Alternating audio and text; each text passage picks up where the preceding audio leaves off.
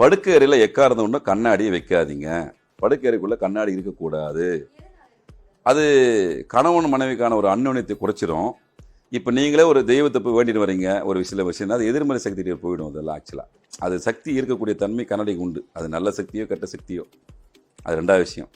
சக்திகளை பிரதிபலித்து ஈர்த்தக்கூடிய சக்தி 2 பேருக்கு உண்டு, நாய்களுக்கும் உண்டு.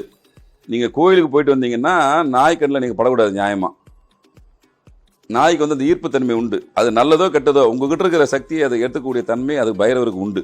அதுதான் அந்த காலத்தில் என்ன பண்ணுவாங்கன்னா, பைரவருக்கு ஒரு இடத்துல கட்டி வச்சுட்டு பால் ஊற்றுவாங்க. கட்டி வச்சு தான் பால் ஊற்றுவாங்க. பார்த்துருக்கீங்களா? இப்போ நீங்கள் கலப்பனை நாய் நீங்கள் வச்சுக்கிறீங்க, வீட்டில் வச்சுக்கிறீங்க. நம்ம அதை நாய் கணக்கில் சேர்த்துக்கல. அது கலப்பனை தான். நம்ம சொல்கிறது நாட்டு நாய். உங்களுக்கு வரக்கூடிய விரயங்களை எடுத்துகிட்டு போய் கர்மாக்களை கொண்டு போய் சேர்க்கக்கூடிய விஷயம் ஒன்று காக்கைக்கும் நாய்க்கும் அந்த தன்மை உண்டு. இவங்க 2 பேருக்குமே